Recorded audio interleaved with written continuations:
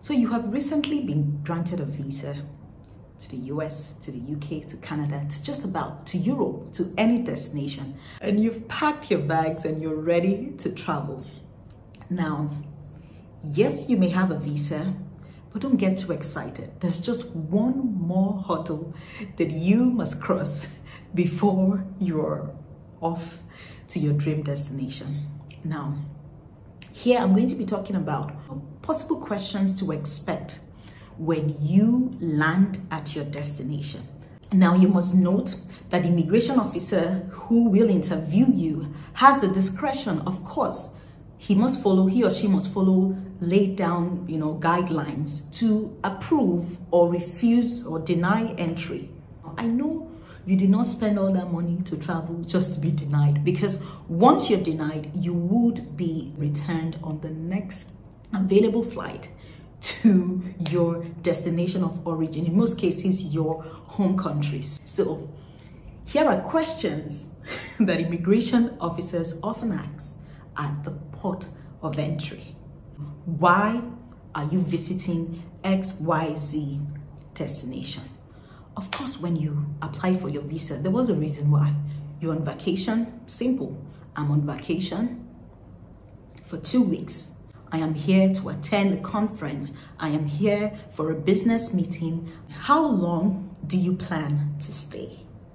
You want to disclose how long you do plan to stay, but you must also understand that there's a maximum time that you are allowed to stay in that destination. So you must be guided by the terms of your visa application. Most times when you are issued a visa, you're not allowed to stay for, let's say, more than 90 days. Most visas will not allow you to stay for more than 30 days or more than 60 days, or just depending on the validity of your visa. Like if you do have a 2 weeks visa and then you say you are staying for 1 month, there's already a problem. So you must understand all this, when applying. Where will you stay in XYZ destination, or where will you be staying?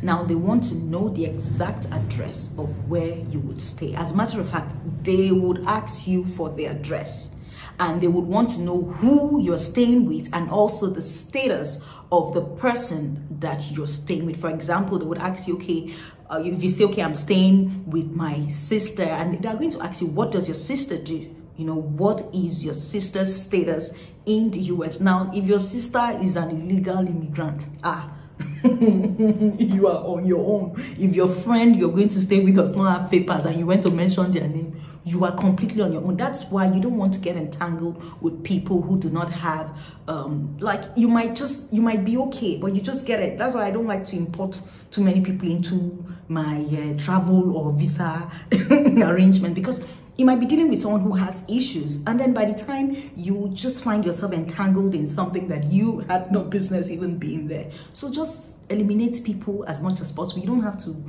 involve a lot of people when you travel. How much do you have with you? Yes, they would ask you how much you have with you, and in most cases they would tell you, show me, and you would have to show how much you have in your possession. Now, also understand that there is a limit. Most times, most countries would limit you to 10,000. You're supposed to disclose if you have more than $10,000 in cash, or in goods, I think. Have you been to this destination before, or when last did you visit this destination? For example, have you been to the United States before, or when last did you visit the United States? Now, when you tell them, let's say you visited, okay, the last time I visited was in November 2020, they're going to ask you, how long did you spend in the US the last time you visited? Now, you should know that these questions, they're not just limited to first-time travelers. Why are they asking these questions? They want to know if you overstayed, your visa. Like, you're not allowed to, you would be violating the terms of your visa if you overstay. So they want to make sure that it was not the case. Now, they already know the answer, because the moment they key in your passport or take your biometrics, your information really comes out. So they can see when you came in, they can see when you left. So like I said, they also want to check if this person is telling the truth. So if you want to lie, good luck. You know, most times it's not really about what you say, it is about how you say it. If you lie about one thing, then they would have reasons to believe that you've lied about other things. So you do want to be truthful. You know, like they always say, the truth has only one version. What do you do for a living? They would want to know, because if you say you're traveling for 2 months, are you going to abandon work and travel? Okay.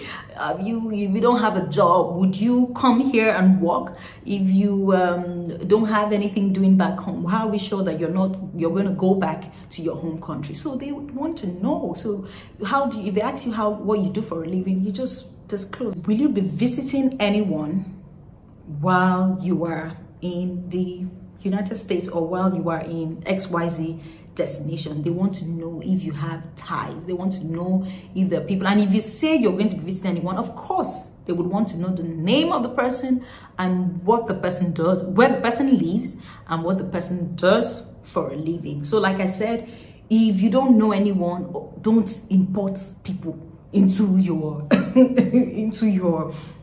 travels. You know, if you're not sure, you don't know what people do, you don't need to disclose information that you're not sure of. Like, I'm not saying if you're going to be visiting your family, you're certain that you're going to be visiting these people, you know, and then you're sure that they are right standing people. Yes, you can offer that information. I'm going to be visiting my first cousin who lives in XYZ destination. I'm going to be visiting my sister in this destination. I'm going to be visiting my brother. And of course, you know that the moment you say you'll be visiting your brother and your sister, they're going to ask you what your brother does, what your sister does, where they live, you know, if they're married. They can ask that question. Now, another question that you might get would be, did anybody pack your bags, or did you pack your bags yourself? Once you say no, then there's suspects, because most times, if you watch, there's a particular TV program, Border Control. Now, if you do watch Border Control, you will find silly mistakes that people do. You find that people who have maybe like illegal substance in their bags, when they're caught, they usually say, oh no, they usually feign ignorance, like, oh, I did not have any, I did not know, my mother packed my bag, my sister packed my bag, my uncle packed my bags. So they might ask you things like, okay, did you pack your bags yourself, or did someone else help you pack your bag, or did anybody give you something to bring to this destination? You have to be careful even when traveling. Don't collect anything from anybody anyhow. I don't know. Another question that you may be asked would be, are you traveling by yourself? Yes. So you need to disclose if you're alone or if you're with someone else. If you are with someone else and then maybe before you got to the place, you told the person to shift. Remember that they are watching you, there are cameras everywhere watching you. So the moment you deny the person, once there's any red flag, just know that your case is different. You know, so you want to be really careful, you know, and you don't think that you can outsmart them because they're watching you. The cameras are watching you, you know, and then most times when people lie, they do give up like the vibe that they're lying. So tell the truth. Do you have to answer these questions? So no, you don't have to answer any question that you think you reasonably believe is intrusive. You don't have to answer any question, because really what you do not say cannot be used against you. You can decline, yes, to answer these questions. But like when they're asking you, I just feel like the simple questions like, okay, why are you here? How much do you have? Those are simple questions. You can answer those questions. But if you find that any question you don't, you know, it's too intrusive, you can decline to answer. But you must understand that there will be consequences. Like, it doesn't mean they will deport you, but it just means that they would delay you, or maybe they just detain you for a while till they get the answers or that they are looking for. So if you decline to answer a question, you know, you must understand that, you know, they would find, you know, they would keep you until they can ascertain that they have no reason to worry before they let you go. So no, you don't have to answer. You can choose to remain silent, you know, but you should also understand that it may not work in your favor. If you have any question, or if you think I missed something, do leave a comment here and let's chat now.